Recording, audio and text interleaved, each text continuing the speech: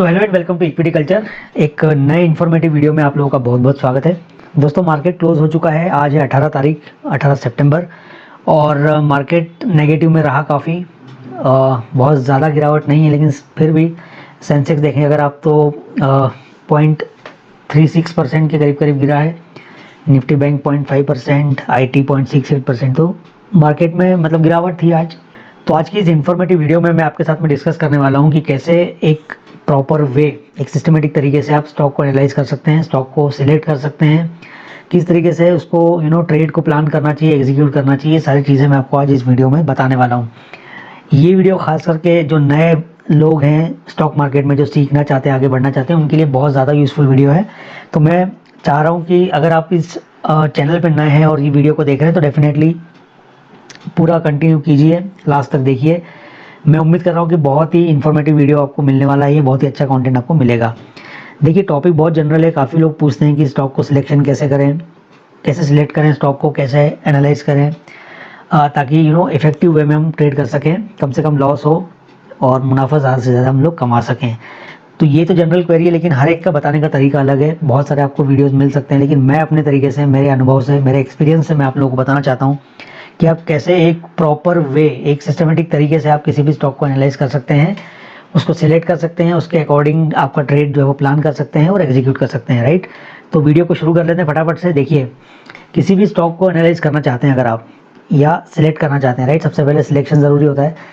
तो सबसे पहले एक आपको ये चीज़ देखना है कि इतने सारे स्टॉक, 3000 4000 स्टॉक्स हैं, उसमें से आपको ऐसा कौन सा स्टॉक मिलेगा जो कि आपको मुनाफा देके जाएगा। राइट, तो उसके लिए कुछ ना कुछ पैरामीटर्स या क्राइटेरिया होना चाहिए जिसके बेसिस पे आप उसको एनालाइज करेंगे। राइट, तो यहाँ पे सबसे पहला अप्रोच आपको ये रखना है कि अगर आप कोई भी प्लेटफॉर्म यूज़ कर सकते हैं, मैं यहाँ पे काइट यूज़ कर रहा हूँ, आप दूसरा भी कोई यूज़ कर सकते हैं। राइट, तो काइट के प्लेटफॉर्म में सबसे पहले वॉच लिस्ट में आप जो है वो सारे मेजर इंडेक्सेस लगा लेंगे, सारे ब्रॉडर जो इंडेक्स हैं उनको यहाँ पे होना चाहिए। राइट, सबसे पहला जो हमारा वॉच लिस्ट है उसमें हम लोग सारे के सारे जितने भी हैं इंडेक्स सेक्टर वाइज वो लगा लेंगे यहाँ पे मेजर।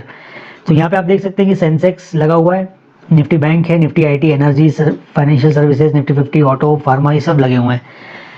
ये लगाने का एक फ़ायदा आपको सबसे बड़ा मिलेगा कि आपके नज़रों के सामने, आपके सामने जो है वो क्लियर पिक्चर आपको समझ में आएगा कि ओवरऑल मार्केट में क्या चल रहा है, ट्रेंड कैसा है। अल्टीमेटली डाउन ट्रेंड है, अप ट्रेंड है, साइडवेज है, फ्लैट है, कैसा ट्रेंड है, अल्टीमेटली हो क्या रहा है। राइट, तो ये आपको समझ में आ जाता है।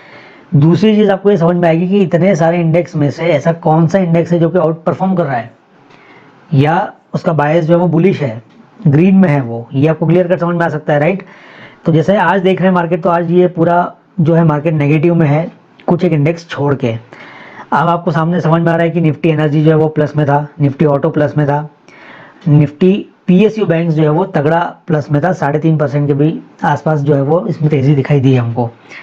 तो यहाँ से आपको एक क्लियर पिक्चर समझ में आ गया कि ओवरऑल ट्रेंड अगर मार्केट का नेगेटिव है, फिर भी कुछ इंडेक्स ऐसे हैं जहाँ पे हमको मुनाफा मिल सकता है, हम लोग वहाँ से प्रॉफिट जो है वो ग्रैब कर सकते हैं। राइट, तो इसके लिए सबसे पहले मैंने आपको बताया फर्स्ट पॉइंट कि आप लोग जो है वो हमेशा इंडेक्स को लगा लीजिए।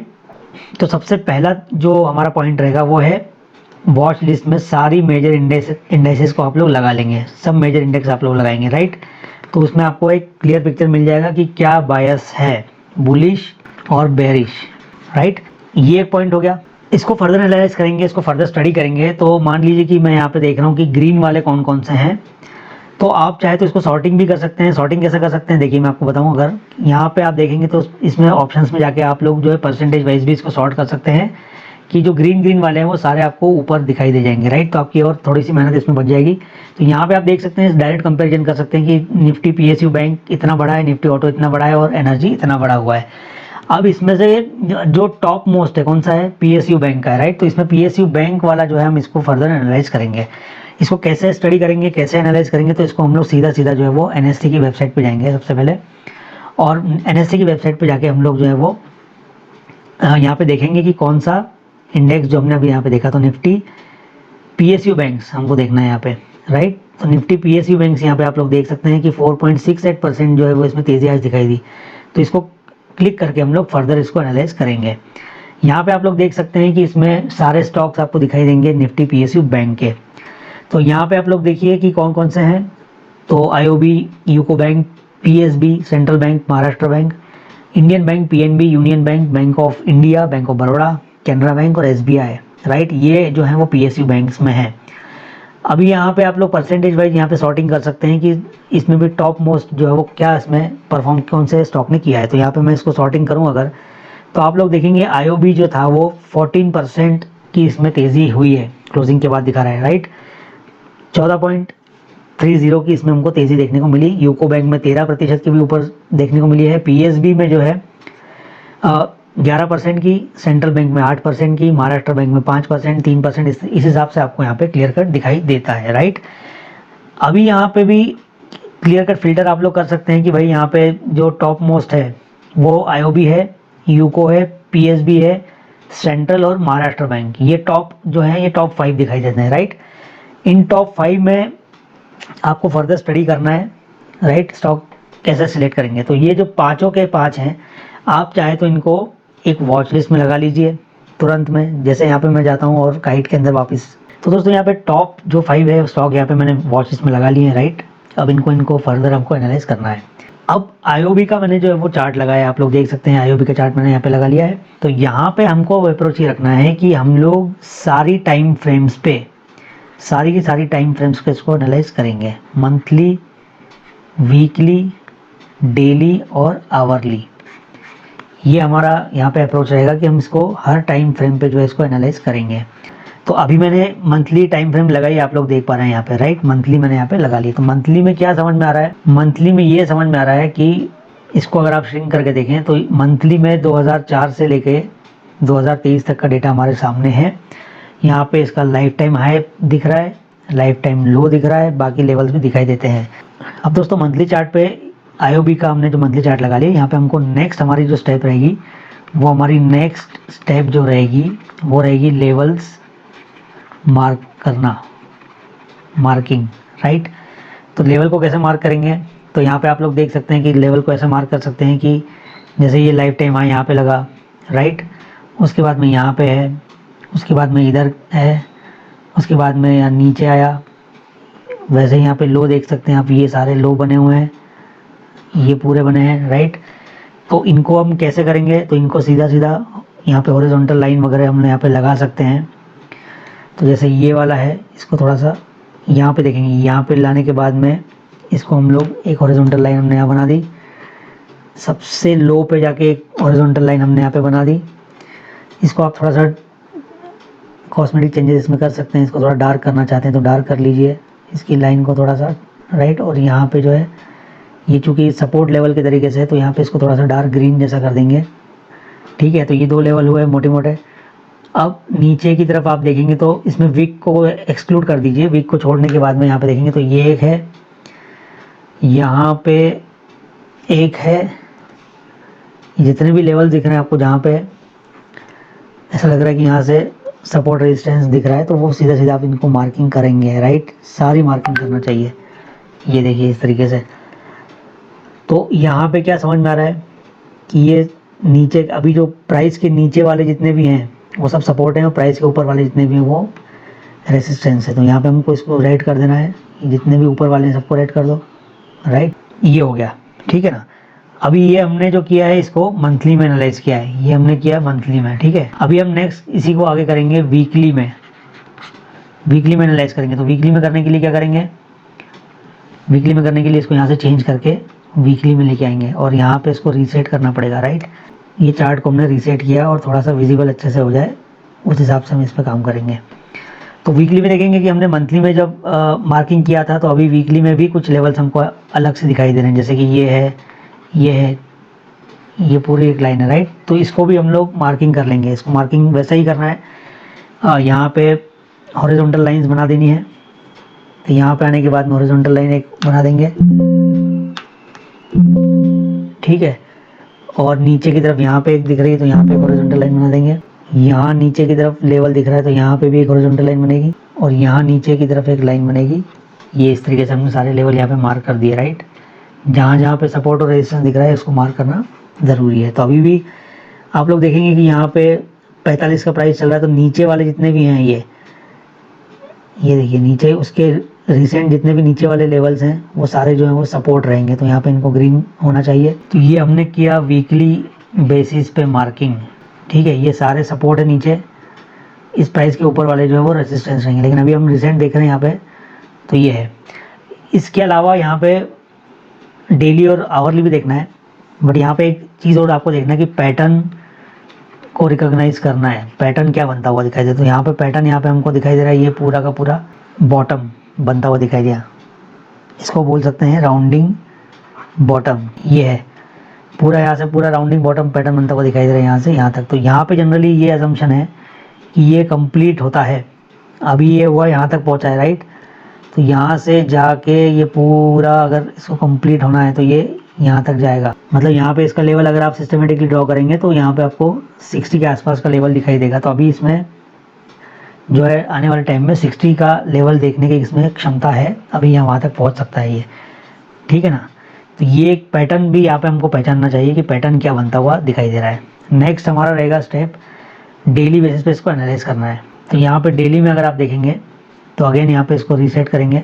तो डेली में रीसेट करने के बाद में इसको सिस्टमेटिक आप जो है इसको थोड़ा श्रिंक करके देख सकते हैं। तो देखिए अगेन यहाँ पे आप लोग क्लियर कर देख पा रहे हैं कि अच्छा खासा यहाँ पे पैटर्न बनता हुआ दिखाई दे रहा है, और ये पैटर्न जो है वो पूरा का पूरा यहाँ से क्रॉस हो चुका है, ये देखिए, और इसके ऊपर ये जा चुका है, मतलब यहाँ से एक ब्रेकआउट क्लियर कट हमको दिखाई दे रहा है। तो ये इस लेवल को अगर आप मार्क करके रखते हैं पहले, राइट, और इस लेवल को जैसे हमने मार्क किया इसको मार्क करके रखते हैं पहले, तो यहाँ से आपको क्लियर कट जो है वो ब्रेकआउट मिल जाता है। यहाँ पे आप इजीली ट्रेड कर सकते थे, और यहाँ से अच्छा खासा आपको ऊपर 10% या 20% तक का मुनाफा देखने को मिल सकता था, राइट। तो ये एक बहुत बड़ा फ़ायदा हमको यहाँ पे होता अगर हम इसको पहले से मार्किंग करके रखते हैं। तो मैंने वही आपको अप्रोच बताया कि अप्रोच ऐसा ही होना चाहिए, वॉच लिस्ट में लगाएं सेक्टर के इंडाइसेस, ठीक है, सेक्टर इंडेक्स, उसके बाद में सेक्टर के स्टॉक्स, उसके बाद में स्टॉक्स को मंथली, वीकली, डेली और आवरली पे स्टडी करना, और सारे लेवल्स को मार्क करना सभी टाइम फ्रेम्स पे। इतनी चीज़ें आप कर लेंगे तो आपका एक बहुत बड़ा होमवर्क हो जाता है। इसके अलावा फर्दर और भी इसको एनालाइज करेंगे, कैसे करेंगे, तो हम लोग इसी स्टॉक को, आईओबी को ही फर्दर जो है वो एनएससी या बीएससी पे भी स्टडी करेंगे। कैसे करेंगे वो आपको दिखा रहा हूँ। हम जाएंगे सीधा एनएससी के ऊपर, एनएससी पे आ चुके हैं हम लोग, और एनएससी पे मैंने आईओबी लगाया यहाँ पे, और आईओबी लगाने के बाद में आप लोग देखेंगे सारा डेटा यहाँ पे हमको दिखाई दे रहा है। आज का क्लोजिंग, ठीक है, 14% पे क्लोज हुआ ये, आप पे बहुत ही शानदार परफॉर्मेंस रहा इसका। यहाँ से हमको डेटा और भी मिलेगा, प्रीवियस क्लोज, ओपन, हाई, लो, क्लोज, ये वीवैप मतलब एवरेज प्राइस होता है, वेटेड एवरेज, जहाँ पे जो बहुत क्रूशियल लेवल हो जाता है, इसको भी मार्क करना चाहिए। 45 का लेवल क्रूशियल हो गया, राइट। तो 44.96 के ऊपर क्लोज हुआ है ये 45 पे क्लोज हुआ है, राइट, 45.15 पे हुआ है, मतलब वीवैप के लेवल से ऊपर है, मतलब यहाँ पे जो है एवरेज प्राइस ये है, लोग इस प्राइस को प्रेफर कर रहे हैं अभी, तो ये इसके ऊपर है, मतलब ये कहीं ना कहीं बुलिश अभी भी है, ये बुलिश है अभी भी, राइट। अब आगे क्या करना है, आगे यहाँ पे 2-4 चीज़ें हमको देखना है just to get an idea कि कैसे क्या हो रहा है सब कुछ। अब यहाँ पे प्राइस इन्फॉर्मेशन को चेक करना बहुत ज़रूरी है।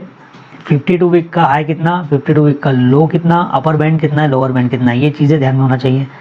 47 रुपये का इसने 47.40 का 52 वीक का हाई लगाया 18 सितंबर, मतलब आज के ही दिन इसने 47 तक का जो हाई लगा दिया था, 47.40। लो की बात करेंगे तो ये 29 सितंबर 22 लास्ट ईयर इसी महीने में इसने 16 रुपये 80 पैसे का जो है वो लो लगाया था। मतलब साल भर के अंदर अगर आप यहाँ पे 16 रुपये 80 पैसे पे इसको ले लेते लास्ट ईयर, तो एक साल के अंदर आपका जो है वो 16 × 3 48 के आसपास, मतलब 3 टाइम्स आपका ऑलरेडी स्टॉक हो जाता। तो अगर आप 1 लाख लगाते तो आपके 3 लाख बन जाते। ये एक तरीका, ये बहुत ही शानदार यहाँ पे इंफॉर्मेशन हमको मिल जाती है। और बेसिक इन्फॉर्मेशन यहाँ पे देख सकते हैं कि ये पब्लिक सेक्टर बैंक है, निफ्टी बैंक के अंदर आता है, ये सिंबल आईओबी है, 2000 में इसकी लिस्टिंग हुई थी, सन 2000 में, 7 दिसंबर 2000 में। सिंबल इसका पी जो है वो कितना है, सेक्टोरियल इंडेक्स पी कितना है, तो ये भी एनालाइज करने के लिए बहुत ज़रूरी डेटा होता है, ठीक है। फर्दर यहाँ पे क्लियर कट आप देखेंगे कि डिलीवरी पोजीशन, किसी भी स्टॉक की डिलीवरी पोजीशन बहुत ज़्यादा इंपॉर्टेंट होता है। कि उसको डिलीवरी पे, मतलब एक होता है ट्रेडिंग के हिसाब से, एक होता है डिलीवरी के हिसाब से, राइट। लोग ट्रेड करते हैं, इंट्राडे ट्रेड हो जाता है, वो लिया और 3:30 के पहले या 3:20 के आसपास उसको बेच देना पड़ता है। और एक होता है डिलीवरी, जिसको हम लोग कैरी करते हैं। तो डिलीवरी पोजीशन को कैसे एनालाइज करेंगे? सबसे पहले क्वांटिटी ट्रेडेड। तो यहाँ पे आप देख सकते हैं 29 करोड़, 29 करोड़ का जो है वो यहाँ पे ट्रेडेड क्वांटिटी है। उसमें से 4,14,80,000 के करीब करीब जो है वो डिलीवरी के बेसिस पे लोगों ने उठाए हैं, मतलब कैरी करना चाहते हैं वो, जिसका परसेंटेज निकल के आता है 14.30। अब यहाँ पे इंटरप्रिटेशन कैसे निकाल सकते हैं कि अगर ये परसेंटेज, अगर मान लीजिए 20% के ऊपर है, ग्रेटर देन 20%, तो डिलीवरी की पोजीशन काफ़ी अच्छी है। हो सकता है 20%, 25%, 50%, तो बहुत ही शानदार डिलीवरी की पोजीशन है, मतलब लोग लेके जा रहे हैं घर पे, इसको 2-4 दिन रखेंगे कम से कम। लेकिन यहाँ पे आप लोग देख पा रहे हैं कि 18 सितंबर को 3 बजे का डेटा यहाँ पे दिखता है 14.30। तो 14.30 थोड़ा सा वीक परसेंटेज कह सकते हैं, बहुत ज़्यादा अच्छा नहीं है, ठीक है, कम भी नहीं है, लेकिन 14% से ज़्यादा भी होते हैं कई स्टॉक में। 30-40%, 50% तक की जो है वो डिलीवरी उठाते हैं लोग। तो यहाँ पे ओवरऑल जो क्वांटिटी हुई है उसमें से 14% ओनली जो है वो डिलीवरी बेसिस पे, मतलब तो एक इंटरप्रिटेशन ये निकलेगा इसका कि आज दिन भर में जो भी इसमें हलचल हमको देखने को मिली है वो कहीं ना कहीं ट्रेडिंग के पॉइंट ऑफ व्यू से ज़्यादा थी, लोगों ने डिलीवरी के पर्पज़ से इसको ज़्यादा नहीं लिया है, ठीक है। तो आने वाले सेशन में हो सकता है कि ये फ्लैट रहे, साइडवेज रहे, बहुत ज़्यादा इसमें हमको तेज़ी दिखाई ना दे। तो ये पॉइंट आप दिमाग में रखिए, राइट। ऐसे ही सारे स्टॉक्स को एनालाइज करना है, सभी को इसी अप्रोच से देखना है। यहाँ पे आईओबी के कॉर्पोरेट डिस्क्लोजर पे भी ध्यान देंगे, किसी भी स्टॉक के कॉर्पोरेट एक्शन पे भी ध्यान देना बहुत ज़रूरी होता है। तो ये एक सेक्शन होता है, यहाँ पे आप लोग क्लिक करके यहाँ पे क्लियर कट देख सकते हैं कि इसमें क्या डेवलपमेंट हुए हैं। तो यहाँ पे annual reports, board meetings, corporate action, company directory, governance, ये सब चीज़ें यहाँ पे मिल जाती है। तो यहाँ पे आपको पता चल जाता है कि क्या होने वाला है या क्या कंपनी ने डिसाइड किया है, बोनस या स्प्लिट हो रहा है या बोनस है, डिविडेंड, ये सारी चीज़ें यहाँ पे आपको क्लियर कट मिल जाती हैं स्टॉक से संबंधित, और उसकी डेट भी मिलती है, यहाँ पे पूरा नोटिफिकेशन मिलते हैं। तो उस डेट के बेसिस पे भी आप लोग ध्यान दे सकते हैं कि क्या एक्शन लेना है। अब मान लीजिए अभी 18 है, एक एग्जांपल आपको दे रहा हूँ कि मान लीजिए 22 तारीख को अगर इस कंपनी ने, मतलब इस बैंक ने, आईओबी ने मान लीजिए कोई डिविडेंड दिया, तो उसके अगर एक्स डेट है 22, राइट, तो एक्स डेट अगर 22 है तो 22 को वो प्राइस एडजस्ट हो जाएगा। मान लीजिए 50 पैसे का डिविडेंड दिया तो 50 पैसे के हिसाब से वो उसका प्राइस जो है वो एडजस्ट हो जाएगा। तो ये चीज़ दिमाग में होना चाहिए कि अगर आप उस दिन ट्रेड करने जा रहे हैं या उसके अगले पिछले दिन करने जा रहे हैं तो डेट्स आपको क्लियर होना चाहिए कि कब क्या होने वाला है, राइट। तो ये सारी इन्फॉर्मेशन आपको यहाँ से मिल जाती है। अभी एक बार ये सब चीज़ें क्लियर हो जाती हैं तब आपको आपका जो ट्रेड है वो प्लान करना पड़ेगा। वो कैसे प्लान करेंगे? तो उसके लिए वापस हम लोग चार्ट पे जाएंगे। चार्ट पे आने के बाद में हम लोग देख पा रहे हैं यहाँ पे कि जैसा कि मैंने बताया, यहाँ पे लेवल हमने ऑलरेडी मार्क कर दिए हैं। तो अगर आप इंट्राडे करना चाहते हैं तो टाइम फ्रेम को और आप छोटा करना पड़ेगा, इसको 5 मिनट या 15 मिनट पे रखिए, राइट। 15 मिनट अगर देखते हैं तो यहाँ पे आपको समझ में आएगा कि क्या हो रहा है। ये लास्ट के 15 मिनट में जो है ये नीचे आ गया स्टॉक, राइट, मतलब इक्वाली आ गई, प्रॉफिट बुकिंग आ गई इसमें। तो यहाँ पे 15 मिनट के चार्ट पे आपको यहाँ पे लेवल मार्क कर लेने हैं।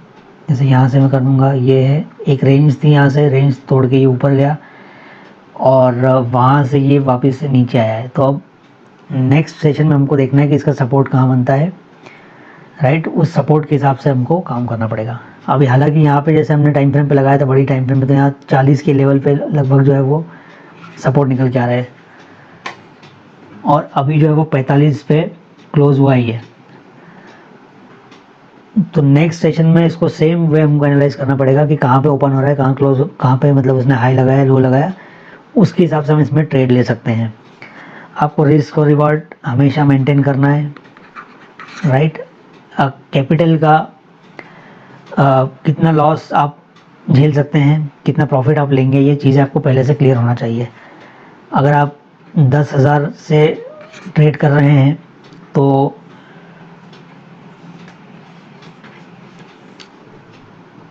आप एक से 2% तक का लॉस लेते हैं, तैयार है लेने को, तो उसके सामने प्रॉफिट जो होना चाहिए वो कम से कम 2% के ऊपर होना चाहिए, ग्रेटर देन 2%। मतलब 4 से 5% या 2 से 4%, 2 से 4 या 5%, तभी आपका रिस्क रिवॉर्ड जो है वो ठीक ठाक रहेगा। कि अगर आप 2% का लॉस ले रहे हैं तो उसके सामने प्रॉफिट जो है वो 5% का होना चाहिए, ठीक है ना। तो ये एक तरीका होता है। ये बाकी जैसे जैसे आप आगे बढ़ेंगे आपको आपकी रिस्क अच्छे से मालूम चल जाएगी, आप कितना क्या कर सकते हैं, तो उसके हिसाब से परसेंटेज चेंज होता रहता है रिस्क रिवॉर्ड का। लेकिन बेसिकली आपको जो है वो लॉस के सामने प्रॉफिट अच्छा खासा होना चाहिए, ठीक है। या प्रॉफिट भी कम होता है तो उसके सामने लॉस और भी कम होना चाहिए। अल्टीमेटली इसका उद्देश्य जो है, इसका जो पर्पज़ है, तो अल्टीमेटली इसका जो पर्पज़ है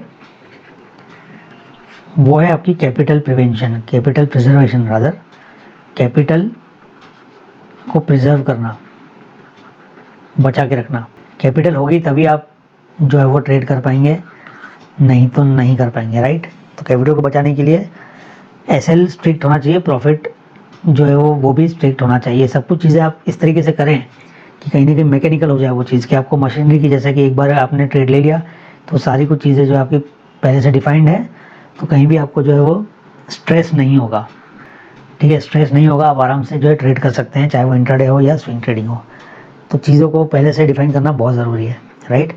तो यहाँ पे अगर मैं रिवाइज करूँ ये चीज़ें तो क्या हो जाएगा। सबसे पहले हमने डिस्कस किया, तो दोस्तों ये लास्ट में अगर इसको रिवाइज करना चाहें तो इसको कैसे रिवाइज करेंगे मैं आपको बताता हूँ कि यहाँ पे क्या क्या होता है। समराइज अगर करूँ मैं इसको, सबसे पहले आप लोग इंडेक्स को एनालाइज करेंगे। इंडेक्स में जो पार्टिसिपेंट्स हैं, मतलब स्टॉक्स, उसको एनालाइज करेंगे, स्टडी करेंगे। चार्ट उसका ओपन करके उसको मंथली, वीकली, डेली और आवरली बेसिस पे उसको एनालाइज करेंगे विद इंडिकेटर्स, जैसे मूविंग एवरेज, RSI, ये एक दो इंडिकेटर आप लोग देख सकते हैं, ठीक है। उसके बाद में एसएल और प्रॉफिट को डिसाइड करेंगे पहले से ही।